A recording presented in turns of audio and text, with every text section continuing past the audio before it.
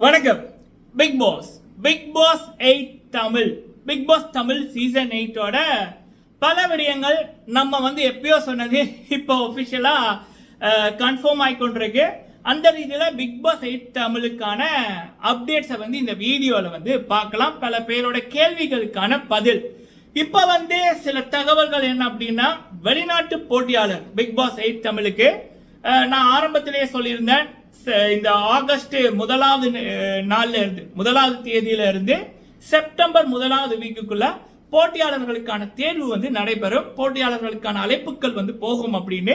அது போல சில தகவல்கள் வெளியில வந்திருக்கு. ஸோ யாழ்ப்பாணத்திலிருந்து போட்டியாளர்கள் அப்படின்ற மாதிரி அதுல சில விடயங்கள் வாட்ஸ்அப் குரூப்ல இப்ப மீடியால பிக் பாஸ் அப்டேட் கொடுக்கும் நபர்களுக்கு, அப்புறம் ஃபேஸ்புக் பிக் பாஸ் குரூப்ல சில தகவல்கள் என்ன அப்படின்னா, பிக் பாஸுக்கு போன வெளிநாட்டு போட்டியாளர்களோட சகோதரங்கள் நண்பர்கள் இந்த வாட்டி வர சான்சஸ் அப்படின்ற மாதிரி சில தகவல். அதை பற்றி பல பேர் கேட்டீங்க, நமக்கு மெசேஜ் போட்டீங்க.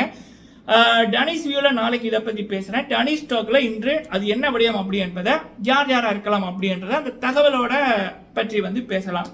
அடுத்தது, இலங்கையிலிருந்து வந்த பிக் பாஸ் போட்டியாளர்கள் ஜனனி அவர்களா இருக்கட்டும், லாஸ்லி அவர்களா இருக்கட்டும், தர்ஷன் அவர்களா இருக்கட்டும், அவங்களுடைய பட நிலவரங்கள். சரிங்களா? சோ இந்த விடயங்களை இந்த வீடியோல பார்க்கலாம். ஃபர்ஸ்ட் பிக் பாஸ் 8 தமிழுக்கான வெளிநாட்டு போட்டியாளர்கள் சீசன் 7 பொறுத்த வரைக்கும் பல விடயங்கள்ல மக்களுக்கு பிடிக்காம போயிட்டு. ஒன்னு, பிரதீப் அவர்களுக்கு நடந்த அநியாயம். முக்கியமா கேட்க வேண்டிய கேள்விகளை கமல்ஹாசன் அவர்கள் நியாயமா கேட்கவில்லை. இருக்க வேண்டிய நபர்கள் வெளியில போக வேண்டிய நபர்கள் உள்ள, எல்லாமே தலைகீழா நடந்துச்சு. அதனாலேயே மக்களுக்கு அந்த சீசன் பிடிக்காம போனது.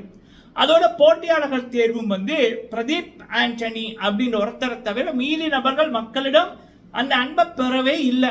உண்மையான அன்பை பெறவில்லை.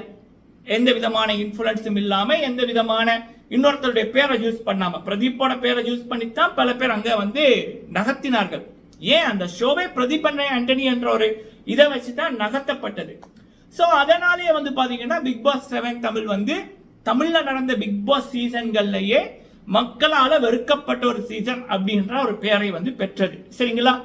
இதுல ஒரு குறையா இருக்கிறது இந்த வெளிநாட்டு போட்டியாளர்கள் இல்ல அப்படின்றது. ஏன்னா சீசன் 6 பாத்தீங்கன்னா ஜனனி குணசீலன் அப்படின்னு ஒருவருக்காகவே பிக் பாஸ் என்னன்னே தெரியாம பல நாடுகள்ல இருந்து பல நாட்டவர்கள் பார்த்தார்கள். அதற்கு நம்மளோட ரிவ்யூ உதாரணம், அந்த காமெண்ட் செக்ஷன் உதாரணம். சரிங்களா? யூகேல இருக்க தமிழர்கள் ஃபுல்லா ஜனனிக்காக பார்த்தார்கள். நம்மளோட சேனல்ல அந்த பிக் பாஸ் ரிவ்யூக்களை பார்த்தீங்கன்னாலே தெரியும். அந்த அளவுக்கு வெளிநாட்டு வியூ வேற லெவல்ல பிக் பாஸ் தமிழுக்கு போனது. அது அவங்களுக்கு பெரியதொரு லாபம். அது மட்டும் இல்லாம இப்ப சிங்கப்பூர், மலேசியால இருந்து ஷிவின் கணேசன், அப்புறம் நிவாஷினி சிங்கப்பூர் அங்கிருந்து வந்தாங்க. அங்க இருக்கிறவங்களும் பார்த்தாங்க. சரிங்களா? ஆனா இதெல்லாமே பாத்தீங்கன்னா பிக் பாஸ் 7 தமிழ்ல இல்ல, ஒரு பெரியதொரு குறையா இருக்கு. சோ கண்டிப்பா அதன் அடிப்படையில் இந்த வாட்டி பிக் பாஸ் 8 தமிழ்ல வெளிநாட்டு போட்டியாளர்களை எதிர்பார்க்கலாம் அப்படி என்பது வருகின்ற ஒரு அப்டேட். ஆரம்பத்தில இருந்தே இது எதிர்பார்க்கப்படுது. சரிங்களா? அப்படி இருக்கக்குள்ள இலங்கை போட்டியாளர்கள் அப்படின்றவங்க, வெளிநாட்டு போட்டியாளர்கள் அப்படின்னு பார்க்கக்குள்ள இலங்கை போட்டியாளர்கள் முதலிடம்.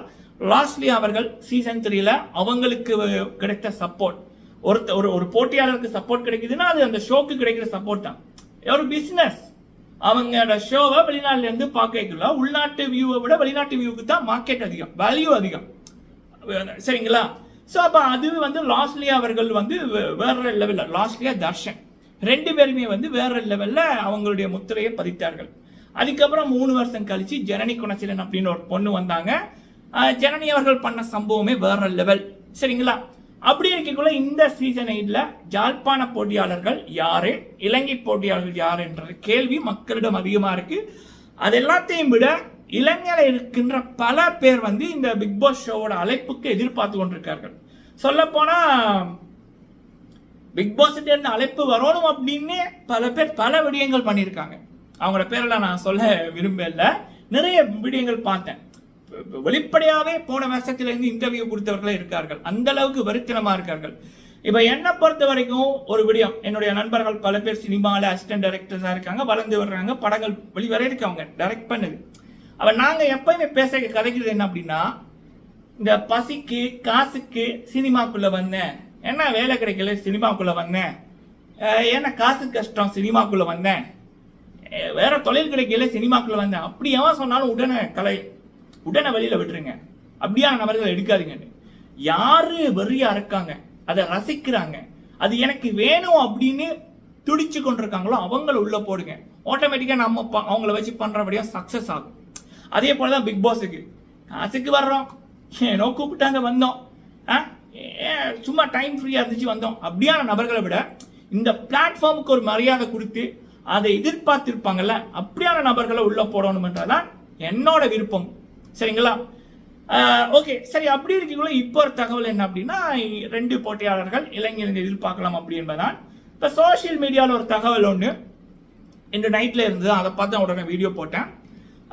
பிக் பாஸ் போட்டியாளர்களோட சகோதரம், இலங்கையிலிருந்து வந்த பிக் பாஸ் போட்டியாளர்கள் சகோதரம் சரிங்களா? அதுல யாராவது வருவாங்க அப்படின்ற மாதிரி போட்டிருக்கு. அவங்களுக்கு கால் போன மாதிரி சொல்லியிருக்காங்க. பட் எனக்கு தெரிஞ்சு அப்படி யாருக்கும், ஏன்னா இலங்கை போட்டியாளர்கள் அப்படின்னைக்குள்ள நமக்கு அப்டேட் வந்துடும். அப்படின்னு இருக்கைக்குள்ள எனக்கு தெரிஞ்சு அப்படி யாருக்கும் கால் போவே இல்லை. சரிங்களா? இலங்கை போட்டியாளர்கள்னா ஜனனி மேம், லாஸ்லியா மேம், தர்ஷன் அவர்கள். எனக்கு தெரிஞ்சு அப்படி யாருக்குமே கால் வந்து போகலை. சரிங்களா? ஸோ இது வந்து ஒரு ரூமர், கட்டுக்கதை தான். ஸோ இன்னும் இலங்கை போட்டியாளர்கள் யாரும் செலக்ட் ஆகவில்லை. செலக்ட் ஆகும் போது நம்ம வந்து அதை சொல்லுவோம். முடிந்த வரைக்கும் நம்ம ஃபர்ஸ்டா சொல்ல ட்ரை பண்றோம். சரிங்களா? ஓகே. ஸோ இது வந்து பிக் பாஸ் 8 தமிழுக்கான இலங்கை போட்டியாளர்கள் தொடர்பாக இப்போ சோசியல் மீடியாவில் போன ஒரு ரூமருக்கு நம்மட சைட்ல இருந்து கொடுக்குற அப்டேட். சரி, அடுத்தது ஜனனி அவர்களுடைய படம் என்னாச்சு அப்படின்னைக்குள்ள அவங்களுடைய படம் 4-5 படம் நடிச்சிருக்காங்க. அதுல ட்ரெயின் படமும் சரி, அருண் பிரசாத் சார் அவர்கள் டைரக்ஷன்ல அவங்க நடிச்ச படமுமே சரி, வெளிவர இருக்கின்ற படங்கள். இந்த மாதம் ஏதாவது படம் வருமானு பல பேர் கேட்டீங்க. எனக்கு தெரிஞ்சு விஜய் சேதுபதி அண்ணாவோட அடுத்து வர இருக்கிற படம் விடுதலை பாகம் 2. ஸோ அந்த படம் ரிலீஸுக்கு அப்புறம் தான் மோஸ்ட்லி ட்ரெயின் படம் வந்து வரும். ஸோ அக்டோபர் மாதம் அப்படி லியோ படமும் அக்டோபர் தான் ஜனனி மேமுக்கு வந்துச்சு. ஸோ இந்த ட்ரெயின் படமும் அக்டோபர் தான் வரும் அப்படின்றது நான் விசாரித்த வரைக்கும் கிடைக்கப்பெற்ற தகவல். சரிங்களா? இன்னும் உறுதியாக இல்லை, நம்ம சைட்ல இருந்து கேள்விப்பட்டதை உங்ககிட்ட சொல்லியிருக்கோம். அந்த ட்ரெயினுக்கு அப்புறம் தான் வேறு படங்கள் அவங்க நடிச்சது தமிழ்ல வெளிவருமன்றது மாதிரி தகவல். சரிங்களா? லாஸ்ட்லி அவர்கள் வந்து பாத்தீங்கன்னா மிஸ்டர் ஹவுஸ் கீப்பிங் அப்படின்னு ஒரு படத்துல பிஸியா நடிச்சு கொண்டிருக்காங்க. வேறு படத்தோட கதைகளும் கேட்டுக்கொண்டிருக்காங்க. இதற்கு முதல் அவங்க நடித்து முடித்த 4-5 படங்கள் சில பினான்சியல் இதா இருந்து மீண்டும் ஒன்றிருக்கு. கூடிய சீக்கிரம் அதோட அப்டேட்டும் வரும். தர்ஷன் அவர்களும் வந்து பாத்தீங்கன்னா கேள்விப்பட்ட வரைக்கும் தெலுங்கு படத்துல ஒன்று நடிச்சிருக்காங்க. மஞ்சு ஆக்ட்ரஸ் மஞ்சு அவர்களோட போலீஸ் அதிகாரி ஏதோ ஒன்றுல அவங்க நடிச்சிருக்காங்க அப்படின்னு, அதுவும் கூடிய சீக்கிரம் வெளிவரும் அப்படின்றது. தமிழ் படம் இன்னொன்னும் நடிக்க இருக்காங்க அப்படின்றது தான் கிடைக்கப்பெற்ற தகவல். சரிங்களா? ஓகே, இது வந்து பிக் பாஸ் 8 தமிழ் இலங்கை போட்டியாளர்கள், ஜாழ்ப்பாண போட்டியாளர்கள் தொடர்பாக சோசியல் மீடியால போன ஒரு ரூமருக்கு நம்ம சைட்ல இருந்து ஒரு அப்டேட். ஸோ இன்று காலையில வந்து பிக் பாஸ் 8 தமிழ் தொடர்பான இன்னொரு அப்டேட்டை நம்ம டனிஸ் டாக்ல போடுறோம். சரிங்களா? நன்றி.